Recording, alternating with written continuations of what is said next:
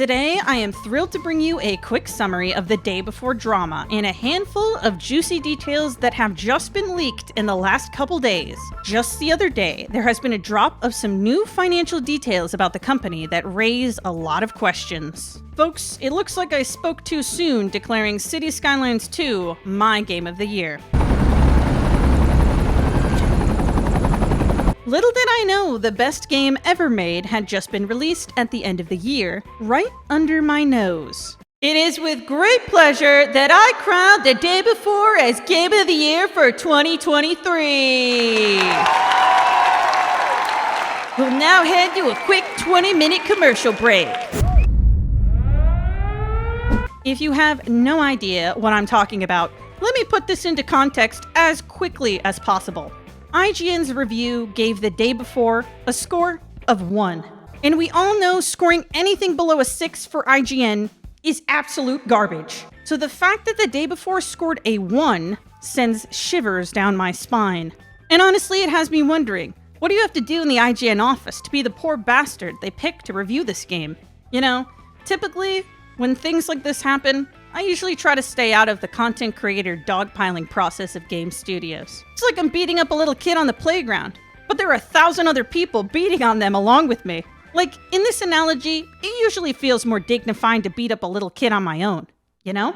Look, I hate how much crap execs can get away with in the games industry. There's false marketing everywhere. But sometimes games can get so much internet backlash, it makes me feel uncomfortable joining in. Especially when it's clear that some games mainly just had poor management, deadlines that were too tight, and sometimes they ended up just missing the mark. And worst of all, when people freak out just because they don't like something about the story. And in most of those dog piles, at least those games are, well, actually games. However, after looking into the story of the day before, it became clear to me that this game had a dozen signs of being a scam. And my god, it isn't even over. There are some genuinely hilarious details about this story that are still unfolding. This game just sucked, according to all of the people who got their hands on this game before it was taken off of Steam completely. Yeah, by nearly all accounts, this game was broken, empty, incomplete, and basically not fun at all. A modern game release bingo, if you will. It wasn't even standard zombie survival slop, and there were even people complaining about spawning without a weapon, which honestly sounds more like a skill issue. It all started back in January 2021 with an announcement trailer that actually caught a lot of people's attention. To many, it looked like an alright clone of The Division. Not everyone bought into the hype, but there was some genuine excitement from a good number of folks. However, soon enough, there would be signs it wasn't just a middling clone of a middling game. About a year ago, people started to notice some not so encouraging signs. The release date was pushed back, and the studio announced it would be switching engines mid-development. Some kind of inverted Bethesda move or something. Also, since the initial announcement trailer, Fntastic had released a series of bizarre update clips, with clips of people pretending to work, a clip involving a Great Pyrenees dog for some reason, and a clip of a guy T-posing.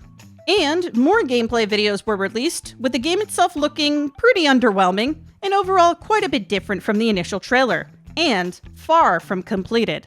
However, not everyone expected it to get as bad as it got. Just over a week ago, on December 6th, one day before the game was to be released, Fntastic put out a statement including such sentences as, quote, "to a person who didn't believe in us," unquote, and, quote, "please don't accuse us of scamming," unquote. Oh no. And then the next day, this game was finally released.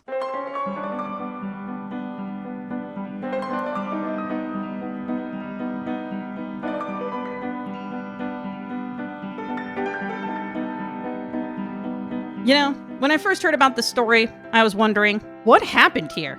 Was this some kind of money laundering scheme? Did the game execs use all the money to do lines of coke? Was the dog doing coke also? Recently, there was an amazing Yahoo News article that came out, written by Aloysius Lowe, I hope I'm pronouncing that right, called "I tried visiting the day before developer Fntastic offices in Singapore, and this is what I found." I definitely recommend reading it, by the way, linked below. And in that article, he uncovered some absolutely hilarious details about the state of Fntastic.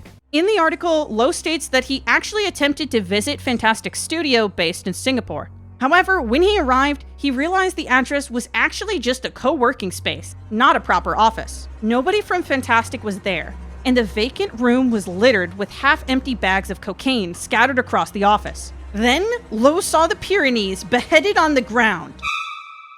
Just kidding, that's not true. There were no bags of cocaine or a beheaded dog that we know of. I could never be a journalist. Reality is just too boring. But actually, it is true that he found out it was literally just a co-working space, and one of the building's employees told him that no one in the company ever showed up there. Lowe then went to a totally different office address for the business and found out it was actually a headquarters for a totally unrelated business. Guys, I think it's time for Fntastic to pivot and call this a social experiment. But really, it is kind of insane that this game got completely taken off of Steam, and Fntastic recently made a post that declared its business dead in the water. There's still money to be made off of this game, you fools! Every gaming YouTuber and their mom wants to get juicy clips of all the bugs. What else are we gonna talk about? Good indie games? That stuff doesn't get clicks. I'm going to try to make the argument that this game is a prime example as to how deliberate and self-aware game design is the key that made this game so unbelievably fun to play.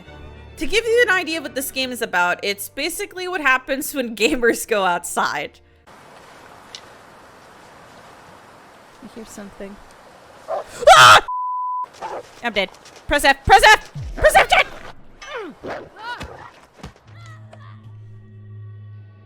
Well, listen, if you're an up-and-coming game studio who wants to get their name out there, it's time to manufacture some high-stakes financial drama so insane, even the React streamers have to restream other people's content about it. In the article, Lowe claims that based on their balance sheet, given their profits and debts, it is unlikely they are legitimately only able to afford to pay off their loans, as they had insisted in their letter. In other words, Lowe asserts even if they paid off their debts completely, they probably have a solid amount of money left over. It also really doesn't help their case that they allegedly racked up over $230,000 in travel expenses last year. When do the lies stop, Todd? When do they stop? Can you guys believe we thought Fallout 76 was a scam? That game was actually a game, and it made improvements since its initial rocky release. At least that's what I heard. I can't really be bothered to play it again after the first time left me traumatized. Either way, I'd say this really puts games like Fallout 76 in perspective, huh? Feeling a little bad about what you said about Todd all those years ago, aren't you? Yeah, well, that game was pretty terrible at launch too. But not even close to this terrible. As far as I can tell, this story isn't over yet. There are still so many loose ends. Did the executives really manage to dash away successfully with a huge profit margin? Will Steam finally increase their standards for random developers selling suspicious games on their platform? And where is that dog? I need answers! The games industry has been riddled with scams, sellouts, and clout sharks for years. So it isn't surprising that there is a massive backlash when things like this happen.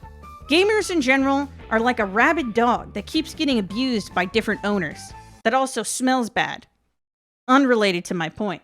Speaking of internet backlash, consider checking out my recent video on whether or not Starfield deserved Game of the Year. Guys, this game sold 200,000 units. 200,000 units for a scam game, and you're not supporting me on Patreon? I mean, I wouldn't know anything about overpromising or delays. But I definitely did not make the same amount Fntastic executives did last year. What do I need to do? Put some kind of dog in the frame of my videos?